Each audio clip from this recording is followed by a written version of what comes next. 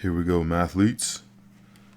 So we're back in 2.1, and I just wanted to kind of expand on a few things we did. One thing that I wanted to touch on was going back to that first example that we did in the video yesterday. So remember that what we're doing as we're using our formula to calculate these values, right? And we used our secant formula, which of course, going back to the first days, f of b minus f of a all over b minus a, right? In the book, we have f of x minus f of a over x minus a, but essentially the same thing, right?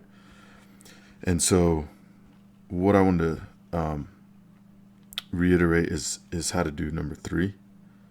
And we'll do this in the next lesson. We'll take what we did on Wednesday and then use that to do part 3. And it might have been a while since you've done what we need for part 3, so that's why I wanted to just spend a little more time talking about how to do that. So anyway, so once we find our secant values here, remember that what we're doing is we're getting closer and closer to 1, right, to where x equals 1.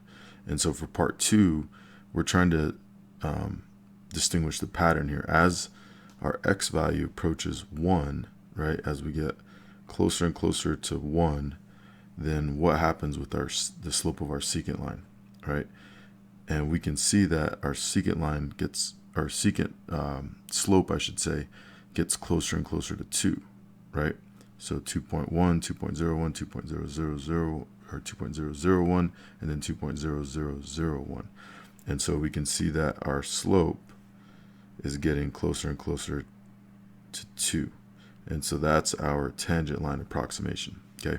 And this is essentially what we call a limit, which is what this first chapter that we're in, chapter 2, that's the main focus of this chapter is limits. And so essentially what you're doing here is you're finding a limit. You're saying, hey, as the x value approaches a certain value, what does this output approach, right? What is, in this case, the secant line approach, and in this case, it's the tangent line, okay? All right. You can also do like, what is the y value approach? And so we can see the y value approach is 2 as well. And so anyway, but that's what a limit is. As x approaches a value, what does the output approach? Okay. All right. So that's what we did the other day, and that's something that hopefully this is just a real quick review of that, right?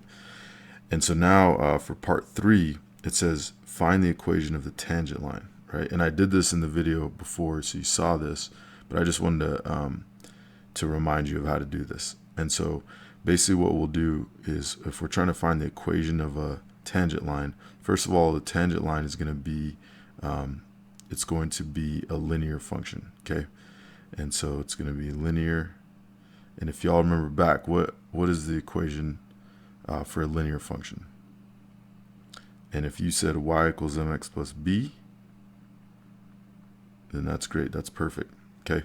So y equals mx plus b. So that's what we're looking for, is we're looking to get an equation that's in the form of y equals mx plus b, right? And you don't necessarily have to, when I say in the form of, I mean a linear function where you have, basically a y to the first, x to the first, and then m and b are going to be certain values, right? But there's another version. This is, let's see, this is slope-intercept form. Okay. And then we have another form, which is point slope form, which is y minus y1 equals the slope times x minus x1. Okay. And sometimes you'll see like x0 here, but same idea. Basically, we just put in any xy coordinate that we know, and that can be our x and y values. Okay. So, and this is called point slope form. Point slope. Okay. All right. So we can use either one of those.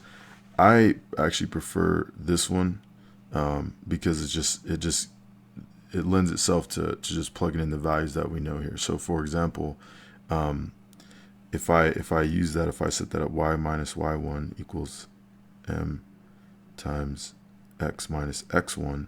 So what we're going to do is we're going to want values we can plug in for y1, the slope, and x1, right? And if you remember, this 1, 2 is our x1, y1, right? That's the point that we were kind of starting with, and we were trying to get closer and closer to that point with these values, right? And so we already have x1 and y1, right? I can put in 2 for y1, and I can put in 1 for x1, okay? And so then the only other thing I need is a slope, and we just found that, right? If we're talking about the slope of the tangent line, that's what we just approximated, right? So I'm going to put 2 in there for that, okay? And then I'm just going to put everything else where it goes. So I'm going to do y minus 2 equals 2 times the quantity of x minus 1, okay? Don't forget these built-in negatives here. And that's basically the slope, or excuse me, that's the equation of the tangent line, right? And that's really all you have to do. So you can just leave it like that, and that's totally fine. In the video, I believe, if I'm remembering correctly, I actually simplified this. So I actually distributed here and then added 2 to both sides. And so let me just show you that work, just in case you need to do this for whatever reason. You know, next year your teacher might want you to do this. For me, you can just leave it in this format here, okay? But just to show you the work, 2 times x minus 2 is what we'd get if we distribute here.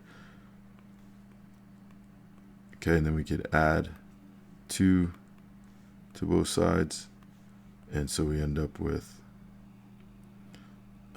y equals 2x, and then this cancels out to 0, so just y equals 2x. Okay, so that's if we want to get it to slope-intercept form. We could just simplify this, but it's real easy to get it to point-slope form if you know a point, which we usually will in these cases, always will. And if you know the slope, which is what we do to approximate what we did on part 1 there, or what we did on part 2, I should say, is recognizing this pattern here. All right, so that's how we do it. Now there are other ways to get y equals mx plus b, like you may have done in the past, where you plug in y, you plug in m, you plug in x, so you plug in those same values that we did, except you plug them in here, here, and here, and then you solve for b. And then once you find b, you plug it back in, right? So in this case, like, you would have done that. You would have found that b is 0, and then you could plug back in the slope and plug back in 0, and that would get you y equals 2x, right? So that's another way to do that. I'm not going to do the full example here, but that's something in class. Let me know, and I'm happy to show you that if you want to look back at that. But as far as we're concerned, this is totally fine to just leave it in point-slope form.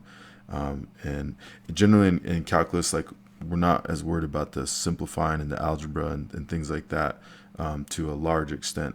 We're going to be just focused on the calculus parts, okay? And so with equations like this, we'll just leave it like it is, and that's totally fine.